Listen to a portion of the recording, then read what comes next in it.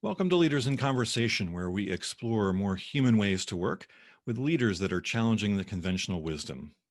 Although we're no longer in the industrial age, how we think about the nature of work is often still stuck in that paradigm. Being a human at work is complex and challenging, but we believe it's worth the effort because it's the path to more productive, engaged, and motivated people. I'm your co-host, Ken Blackwell, and this is my co-host, Amanda Cookson. Today's session is Leading Scared with Elizabeth Shassere. Elizabeth is an entrepreneur, blogger, and author of Becoming a Fearless Leader. After a 20-year career in the NHS and local government, working at executive level in public health, Elizabeth decided to leave that career to take hard lessons learned on leadership and share them with others. So we want to welcome Elizabeth with us today. Welcome, Elizabeth. Thank you. I'm delighted to be here. And Amanda. Hello. We have a growing audience with us here. So do you want to ask them an initial question to get started in chat? Yes.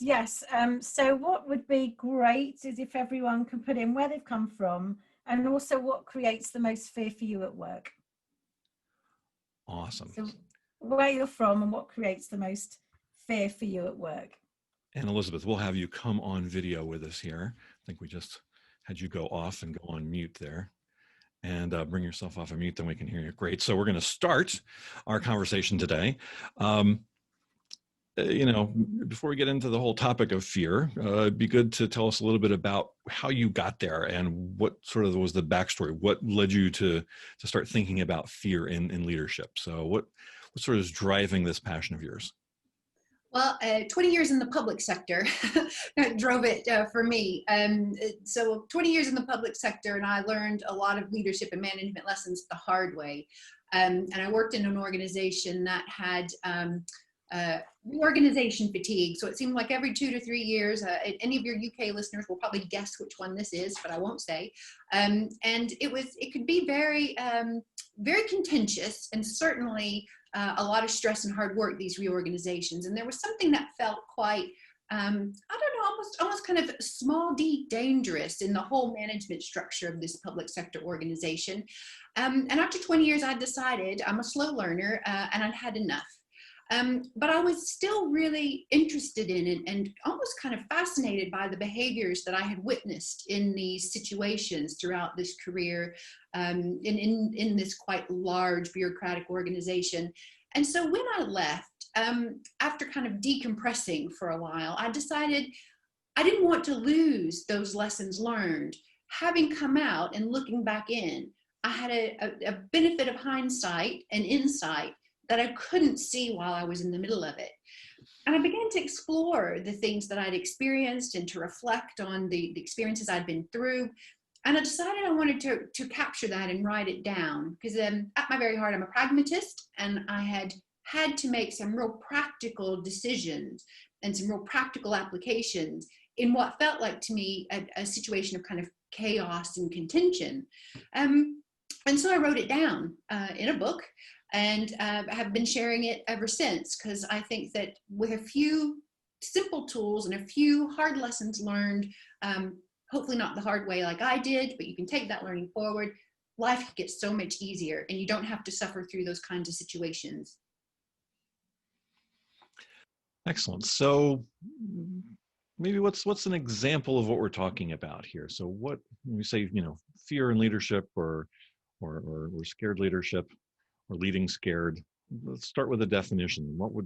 How would we know someone is scared, afraid? What are some of the signs that we're going to see? There's a lot of different ones, but I think many of us might recognize a few. So if I just stick to my own experience first, and then I'll talk about some more general manifestations of fear.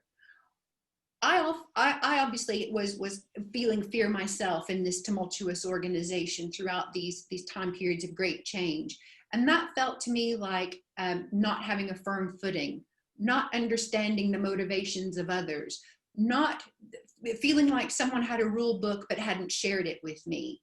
And I felt like I was kind of boxing in the dark and trying to get things accomplished without knowing the game.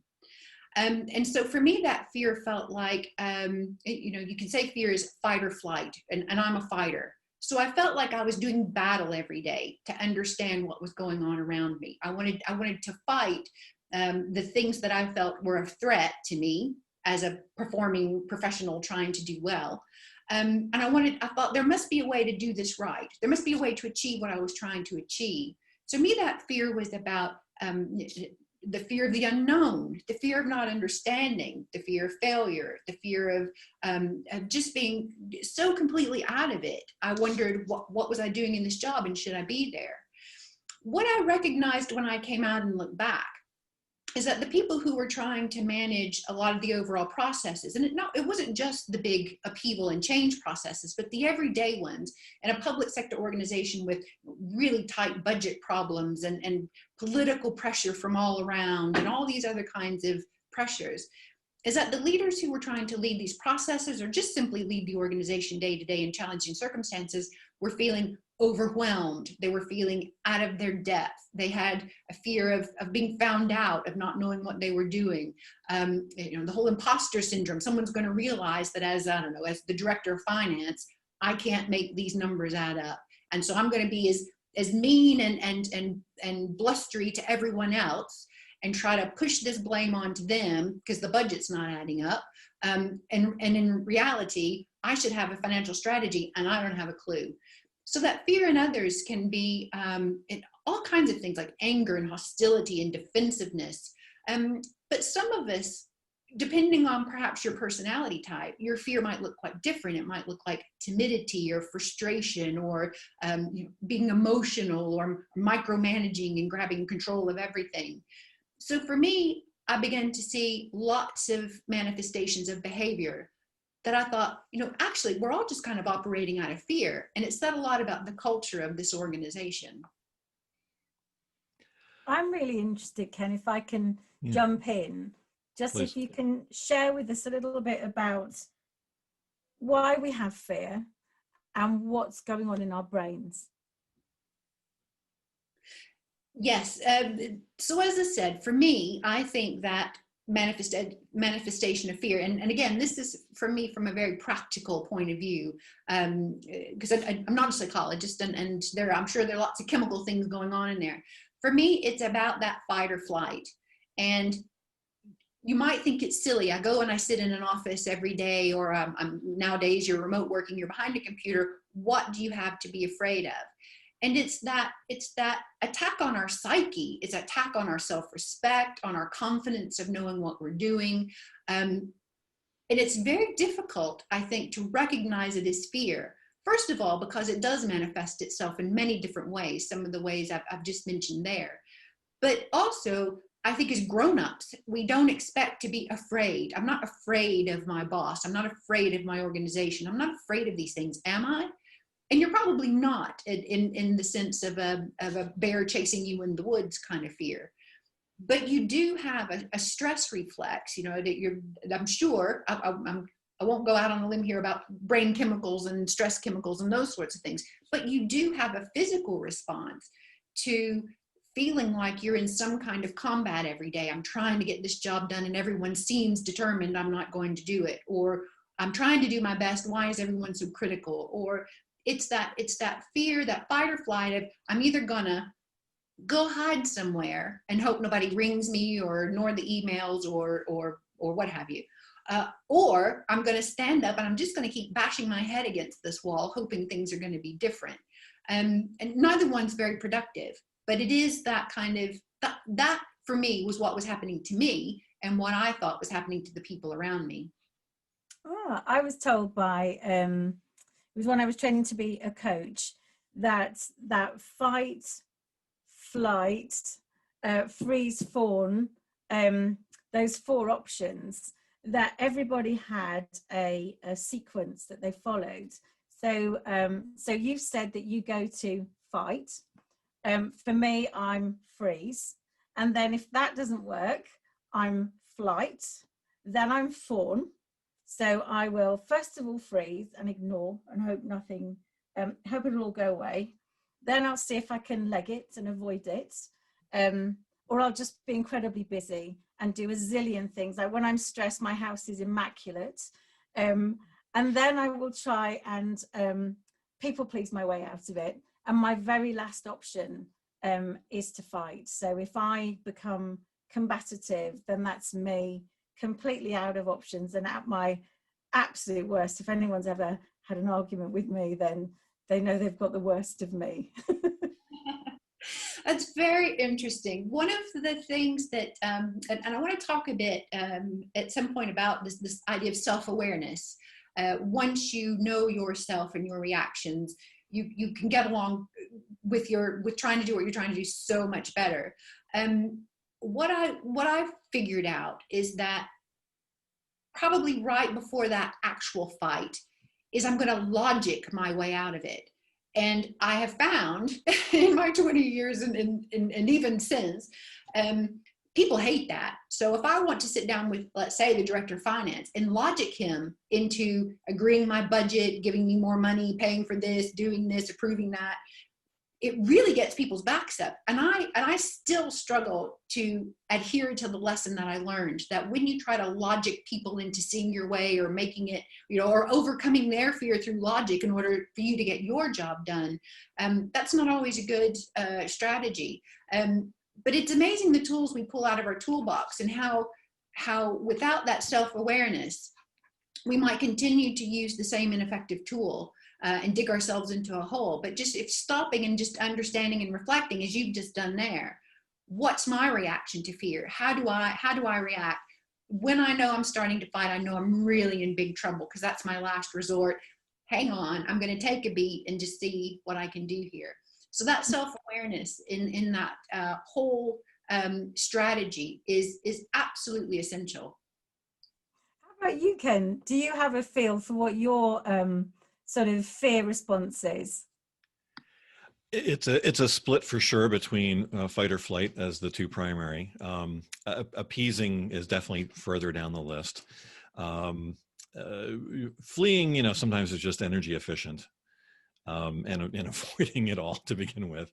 If it's something I care about, though, boom, then I'm much more to the fight side of things. So it's somewhat subject or topic driven or content driven there.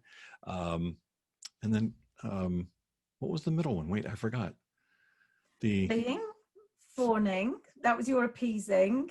Yeah. There was fighting and freezing. Freezing. Yeah.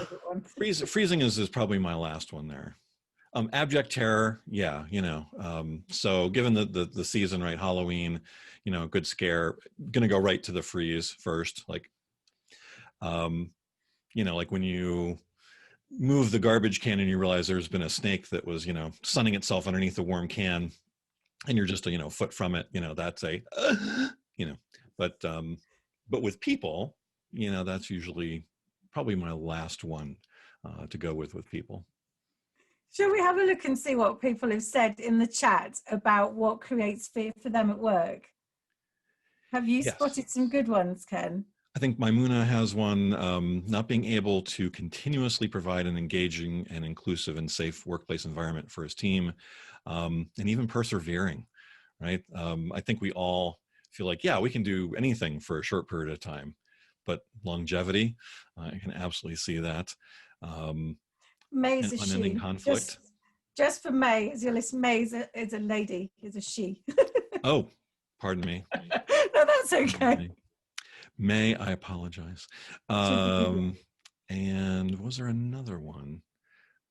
I think Richard talked about incompetent and unaccountable leaders. So I guess that's the fear of the other people that you're working with, and I guess whether you feel that they can do what they're supposed to do.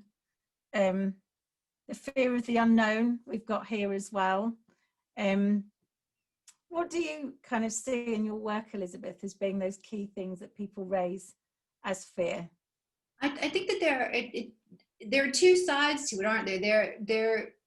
It's the fear of the people who are leading you, or it's your own fear as a leader, depending on where you're sitting in the team, I think. I think one of the comments that really stuck out to me is that it is sneaky. It can really sneak up on you. And I think when you're dedicated to performing well, you're trying and you're trying and you're trying, and you might just be beating your head against the wall until you realize that you're trying to work in a logical fashion with a strategy. But when you're doing that against fear, a manifestation of fear, it is sneaky. Until you realize that and you need to change tack, you can really waste a lot of energy and get really quite unhappy in your job. I think the important thing for me is when we recognize the fear in leadership, whether it's our own as a leader or whether we're looking at our leader, there's some real clear signals to me. And again, this goes down to being really quite self-aware, and that takes work. I mean, that self-awareness really does take work. And I think the first thing for me, the first red flag to me, either as a leader or in your leader, is when a leader has a lack of a vision. So when you're kind of feeling untethered as a team or as a teammate, and you can't see where this is going, and your leader or you can't set it out. If you can't set it out and you're the leader, you're definitely on a hide into nothing. And that should be kind of a first stock take. I've got to get a vision clear for my team, got to give some direction or we're all sunk. So that lack of a vision can really leave a team feeling directionless. And certainly as a leader, you'll be directionless. When it gets a little more entrenched, we see leaders start to be very opaque about decision making, and they're not able to build trust within their team because they haven't set out that vision, and they're being quite cagey. They might be withholding information, or they might just not have any degree of transparency in process or procedure or power dynamics or decision making, as I've said. It really that's a big red flag as well. Then when we look at the more daily behaviors, we begin to see leaders who talk at the team. They just talk at you and they don't give you a chance to say. And it's usually because with that lack of vision, they're kind of that's kind of their smoke screen. They're talking a lot. They think it makes them look like they know what they're doing. They might use a lot of big words, or they might say something that you think, am I that thick, or is that person really just talking nonsense? And you start to kind of doubt yourself as well. They don't engage the team members. They don't want to share in decision making. They don't want to think about, they don't want to join up the thinking and the planning. And I kind of see this as a bit of a cover up. I'm going to bluster and I'm going to talk a lot. I'm going to make a lot of noise and I'm going to try to look authoritative. In reality, I don't have a clue. I don't have a vision. I'm afraid of what's going on. I'm in over my head. And that's when the team can really, if you've ever sat in one of those meetings where your leader has just talked and talked and talked and no one's got a word in, and you start to feel like you're shifting in your seat and you're rolling your eyes, and you can kind of begin to think about what's really behind this behavior from the leader. And I think that whole, not setting out values or standards, that's when a leader isn't confident enough to say, this is the way we behave towards each other. These are the expectations in our workplace or in our work. These are the ways we're going to make sure we're all highly performing. It's kind of that fear of, I don't know what I'm doing. Or if I try to set those things out, you're going to laugh at me, or I'm not going to have your respect anymore. And it's this whole snowball of, so now I'm going to blame you. So now we're all kind of in the spiral downwards on performance, in culture, in quality of work life, how it feels to be a part of this team. And then that fear starts to blame that failure on everybody else. This is your fault. The performance is low because y'all aren't working hard enough. You don't know what you're doing. It's not because I didn't set out a vision or I don't have a strategy. It's because you don't know what you're doing. And then just that offloading. So now I'm going to offload.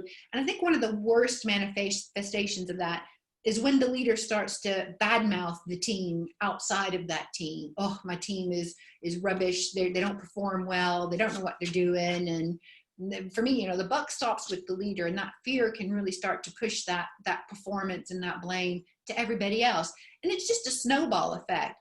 The leader's afraid, and that starts to manifest itself through the team. Because first of all, before you really take note of that and realize what's happening, you do think as a team member, I am rubbish. I don't know what's going on. I don't understand the vision. I don't know what the strategy is.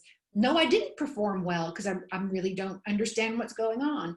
And you begin to internalize that until you can stop and look to think, hang on, what's happening to our team here? So I'm just listening to that and sort of unpacking bits of it. And I don't know, Ken, whether some of this is chiming with you about some of the stuff that we did when we trained with conversational intelligence. Exactly. So there's things like, and I'm thinking as well for some of the people listening, they're going to be, right, what is it that I need to do? What is it that I need to take away and change or be wary of? So we were told, and Ken, do chip in if I've missed anything, but I heard you talking about this sense of withholding. So if you are with somebody and you think they know something, they know more than is being shared, even if they don't, because I think this is really interesting. You're sort of describing as a leader, I might be being a bit, I think you used the word opaque. I'm talking a lot, I'm not really being very clear, and people might think, oh, well, Amanda's not telling us because there's this big thing, this secret thing that's not being shared, rather than, you know, Amanda's trying to fill airtime because she thinks she needs to say something, but she's not really certain. And then the other thing that I find, because I work with a lot of technical specialists, is that when they feel that spike of being an imposter and they feel uncomfortable, they lean into their jargon. And so that that language that very few other people understand then becomes their protection to keep themselves safe.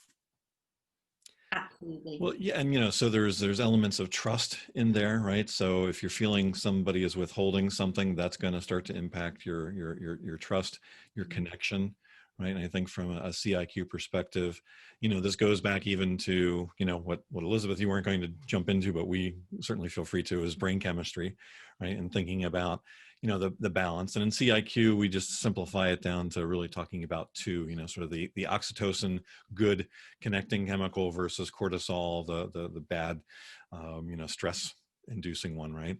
And they're always in some balance, some mix, some ratio in our brains. When they get way out of whack on the cortisol side, that's where some of these things start to play out, because it is fear, it is mistrust that drives those negative brain chemistries.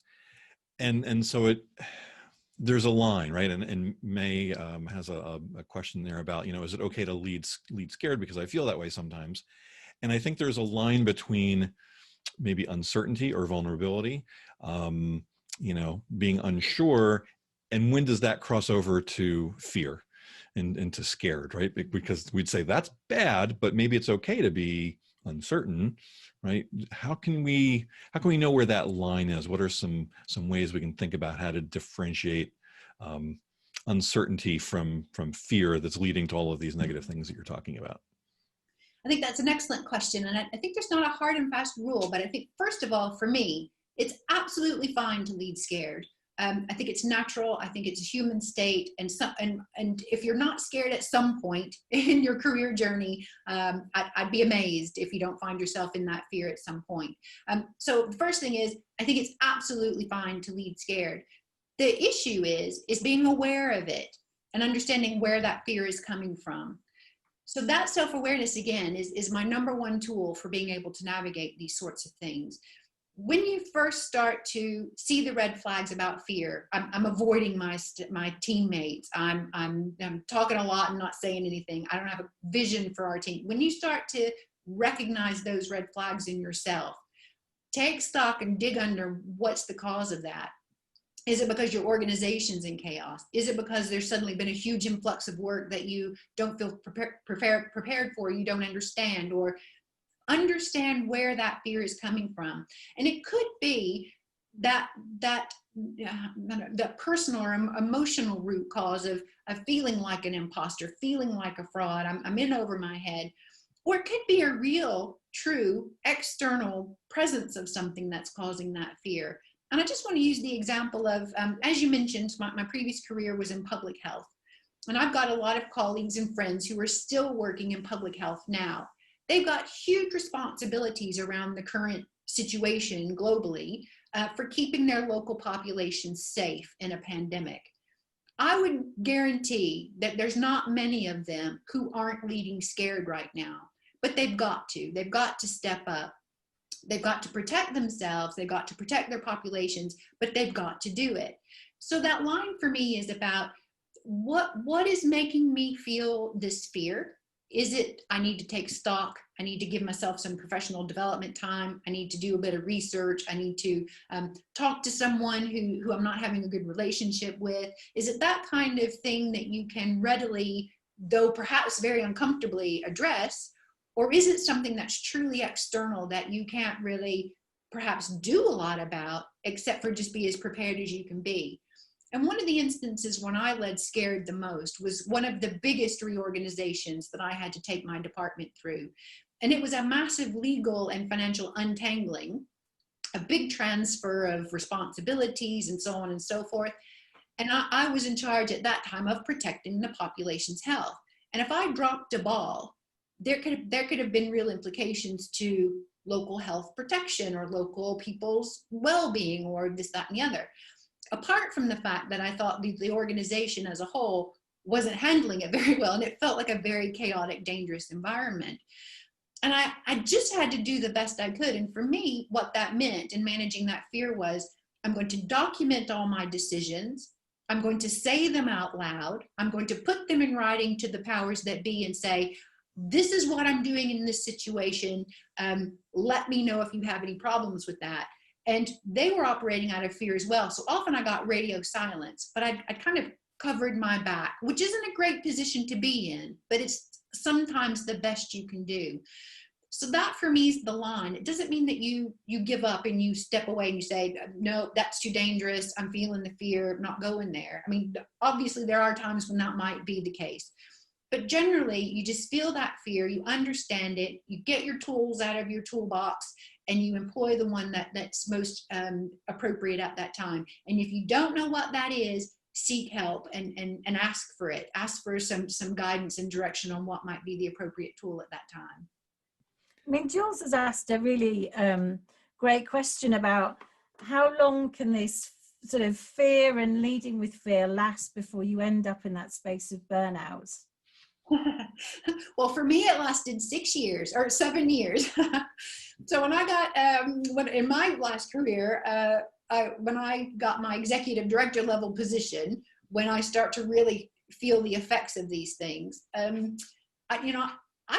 felt like I gave it the old college try. I pushed that boulder up a hill for a long time, and it took a great toll on me. And in retrospect, I wouldn't have done it for that long. But I'm quite hard-headed. I'm quite logical and practical. And I just thought, if I just work harder, it will all be fine. Of course, if I just work harder. But I didn't take into account, and I didn't understand fully the emotional spectrum and the human behavior spectrum of what was going on around me. And that's my challenge, and that's my self-awareness. And I know that's my issue. And so I just did it for too long.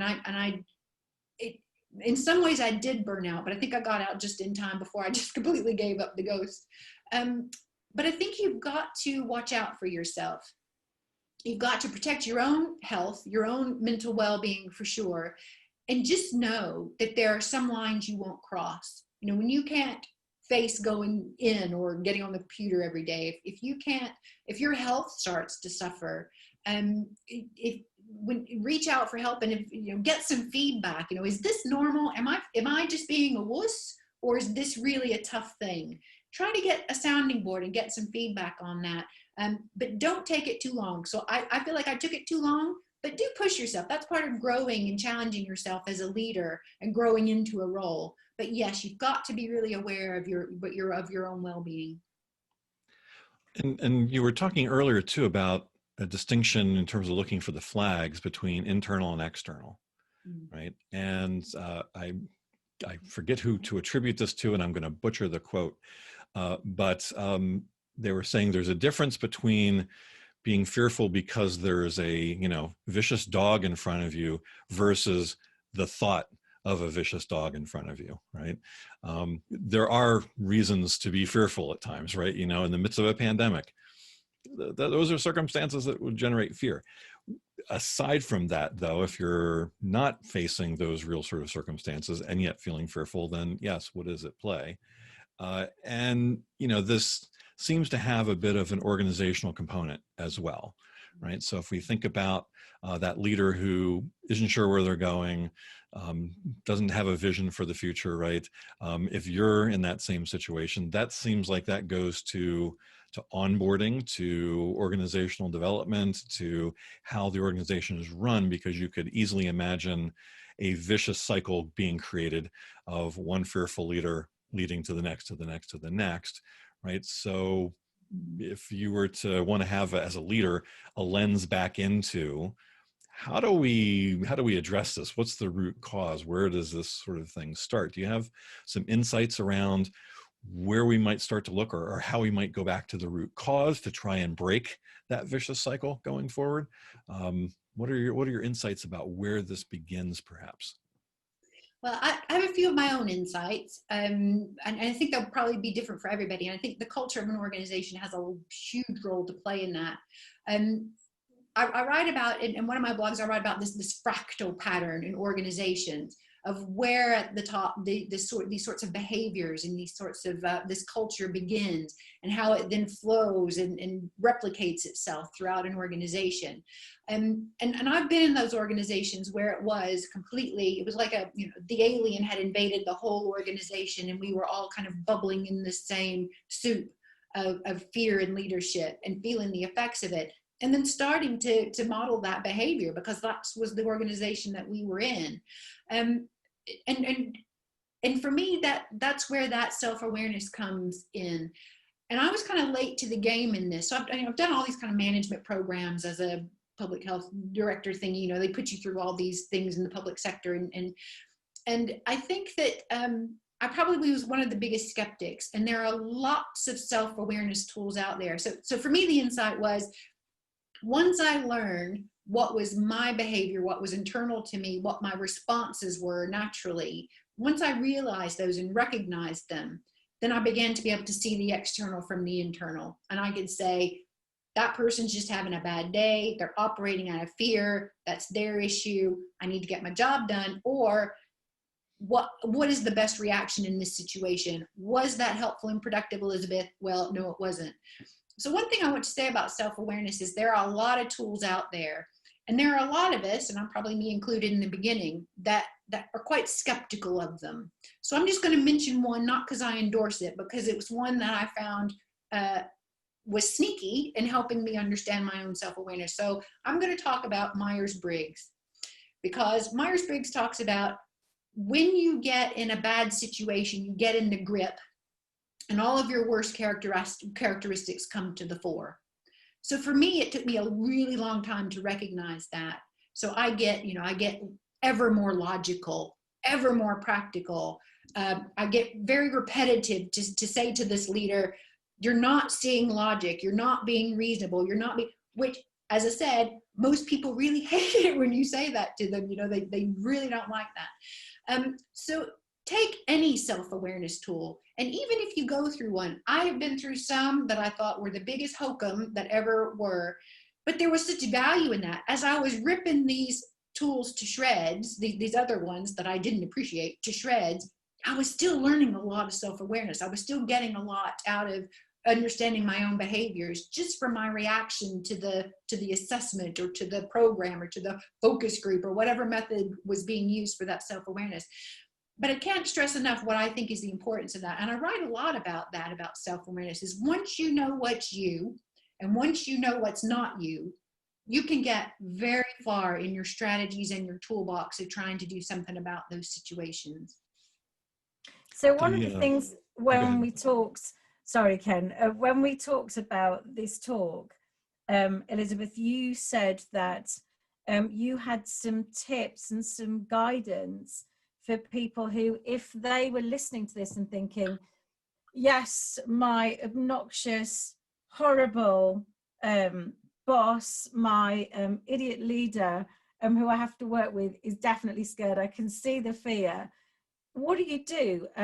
Because you can't really slip them here you go, fill in a Myers-Briggs and just get to know yourself. So what's your tip about managing other people's fear. Yes, that's a very good point. And no, I would never advise to go up to your leader and say, you got to get a grip and go do some self-awareness because you are out of it. No, absolutely not. But there are a few key tools. The first one, and it goes, and for me, it goes for yourself, your colleagues, what's happening internally as well as externally, and certainly for your leader, is this thing about bringing your humanity into it. Start with compassion. I'm the number one culprit for seeing someone behaving in these ways and thinking evil, nasty thoughts about them and calling them horrible names in my mind. You know, in my mind, I'm like, you're clearly just a jerk, or you clearly don't know what you're doing. You're just not very bright, are you? In my head. So I'm the first one when I see these behaviors manifest, and even in myself, you know, I'm not very kind to myself either, is, you know, what an unbright person you are, leader or Elizabeth, you know. Stop that immediately. It took me a long time to learn that one. Bring your compassion and say to yourself, what's behind this behavior of my own or of my leader? The leader is having a bad day. He's got stresses at home. She's got too much on her plate. Her boss is being completely unreasonable and has unrealistic expectations, so on and so forth. Bring your humanity, bring your compassion. Once you do that, and for someone like me, you know, I hate to say it, it's really difficult. You know, I had to work at it. But do that. For some people, most people, it probably is very easy. For some of us, not so easy. Once you do that, stop and say, what can I do to help you? It seems you may need some help. What can I do to help you? How can I help you solve some of your problems? What burden can I take off you today? It can be when you offer help, it's much easier than if you want to go and have a much more personal conversation. But if you can, and if you feel comfortable enough doing it, knowing this person, say, is there something wrong? Do you have a problem that you want to share? Or to even be able to say, I think that this is proving challenging for the whole rest of the team. Me and my colleagues are really struggling with this behavior. You know, be really specific, kind, but specific. Because some people, if they have no self-awareness, they're behaving these ways and they've not got a clue. They just think that people are getting more and more unhelpful or less and less capable, or they're blaming you again for the tanking of the performance of the team. They're just completely not aware. Just a few words sometimes can really open their eyes, and it's the start of a journey. You know, it's not a quick fix. But then saying, you know, that offer of help, and then hopefully opening their eyes so they can think about, how can I get help? Do I need a coach? Can I find a mentor? And teammates then kind of rallying around, you know, having quiet words with each other to say, have you noticed this behavior? Yes, I have. What do you think we can do to help? What do you know, and trying to keep that human compassion and that connection before you go out with guns blazing, I think is absolutely essential. And offering solutions and not kind of adding your back to the fray, I think is imperative. Nice. So the speaking of instruments, the Hogan, excuse me, the Hogan assessment has a developmental report, and they talk about derailers, and you know, they have their list of derailers. But what I really like is that their underlying principle for when these become an issue for us is either when A, we're under stress, or B, we lose focus. Right, we're just not paying attention. And I find that, you know, in my coaching, that there are some folks who, you know, when they let their guard down, you know, that's maybe when their communication style slips into something that's unhelpful. You know, when they're under stress, right? That's when this also comes out. And I think what you're talking about with bringing, you know, our humanity and bringing our understanding, it helps when we have a relationship with that other person to know what's the average, where are they normally, and yeah, is this a particularly bad day, and why, right? But we sometimes take it a bit too personally when we're looking at what they're doing and why, right? And it allows us to come out and yeah, perhaps be more in an attack mode than we should be. So, you know, as we start to pull this together a bit, you know, maybe if we start thinking about, you know, some tips perhaps, some ways to, you do that self-assessment for ourselves, right? How do we make that distinction between the internal, external? And I think some of the comments in chat are the, kind of the, oh man, how do I do this if it's not something that I'm realizing at the moment? So maybe you've got a couple of tips or a step for us that might enable us to move forward and tackle this fear. Yes, I think there are always situations where someone might think, well, I could never do that. I can never approach my boss or the team leader, or I could never try to criticize their behavior or offer solutions, because they'll be too mad that I'm pointing out that they have a flaw, that sort of thing. It really is unique to each situation, and just working through those, the set of tools in your toolbox or your strategies to have that can be responsive to each situation is really important. And as far as tips are concerned, I think the first thing to bear in mind is that it's not a one size fits all. And it's really nice when someone like me says, just do this and it's going to work for you because it worked for me. I absolutely would never say that. And that's not the case. And it's difficult. So I think the first thing is to be kind to yourself, that if you can't just pick all these things up that I've said or read a blog and apply it to your work life and everything's fantastic, don't beat yourself up. Trust your gut about what is appropriate or not appropriate in your own situation. But do seek out those sources of gaining that self-awareness. So you can do a lot of very informal things online, for instance. You can read lots of blogs, you can read a book, you can take a test, an online quiz, you can talk to your colleagues or your friends about what they see in your behavior, because those people are sounding boards and they can really highlight, yes, I've noticed that whenever I get up your nose, that the first thing you do is run out the back. I've noticed that about you, and I just think, oh, well, that's just what you do, and you'll come back when you're ready. So if you start to ask around, if you start to do whatever feels right for you, whether you want it to be completely anonymous and in your own time, whether you want to start talking to other people about that feedback, about your self-awareness, that helps you build up your toolbox. Right, I feel perfectly comfortable confronting my leader and offering help, or I really struggle with human emotions and compassion. I've got to work on feeling much more sympathetic to that leader. It's a journey and it takes work. There isn't a shortcut, in my view, to get there. So my tip is understand the importance of self-awareness and commit to doing the work, to getting just a little bit more to help you develop that toolbox. Accept that it's not going to be a quick fix and an easy journey, but commit to yourself, because it's a huge benefit to yourself to go through those journeys, no matter how informal or formal. You might want to ask your boss to send you on a course or to pay for something that costs money, or you might want to invest that in yourself, or you might just want to check out as much free stuff as you can, or just talk to your colleagues and friends. It doesn't matter, just start, get on that journey, because it will do you a huge service in terms of strategies and tools. So that's my top tip. And also, if you're the leader, do the work to understand your fear. Don't run away from it. Hopefully you will begin to learn what these red flags look like. Maybe start to have some easy conversations with your teammates to see if they're recognizing anything. You don't say, how fearful do you think I am, or how rubbish is my behavior? But you can really start to have a conversation and say, what do you think about our vision for the team? If people are like, what vision? You can start to think, oh, maybe I'm not doing this well enough.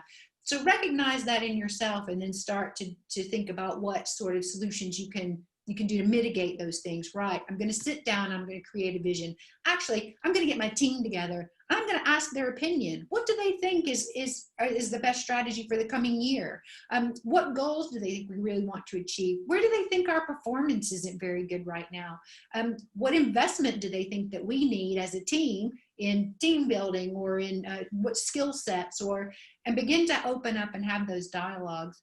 Having those conversations is absolutely the most important thing, along with self-awareness, but it's also the hardest thing. When you're operating in fear, you are either kind of in that kind of alpha mode of anger, hostility, defensiveness, and everything's outward, or you're maybe in more of a beta place and you're timid, you're frustrated, you're absent, you're weak, you feel weak, and you feel like you just want to run away. And the first thing is opening up that dialogue two ways.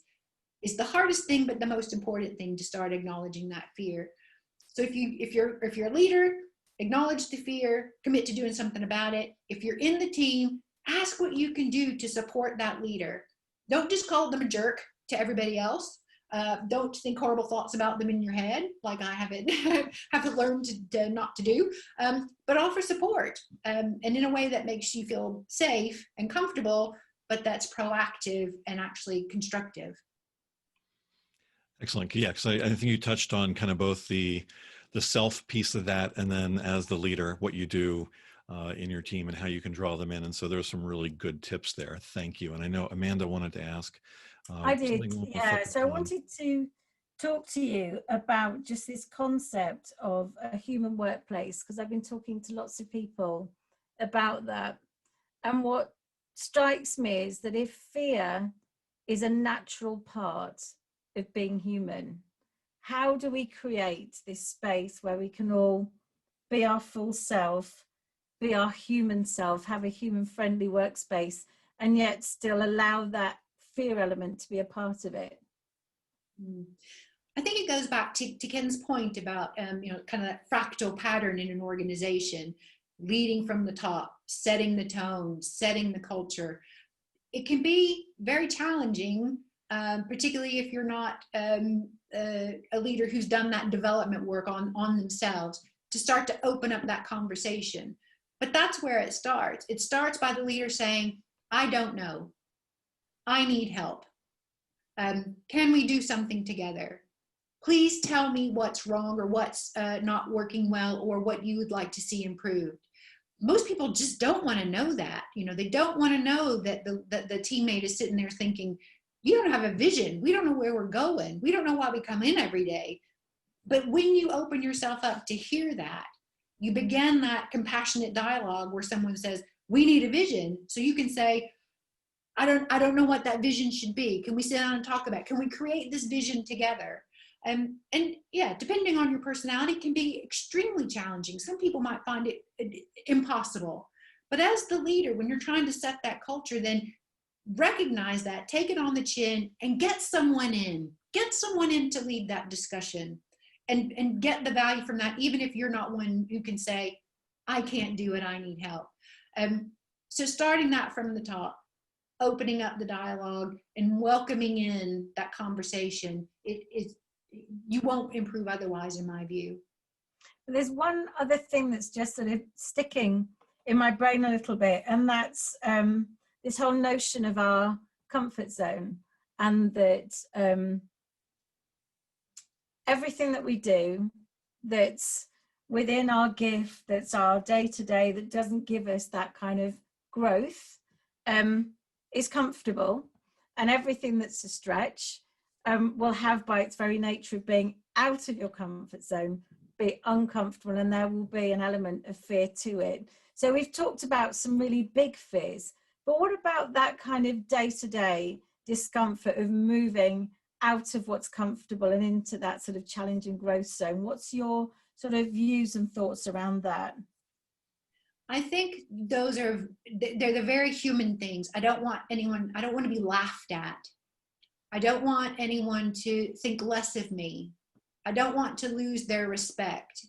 I don't want people to think I'm wrong and I don't know what I'm doing. They take a lot of bravery to say, I don't know and I need help. Or can we all get around and create this vision? If everyone's thinking, well, you're the boss, you create the vision.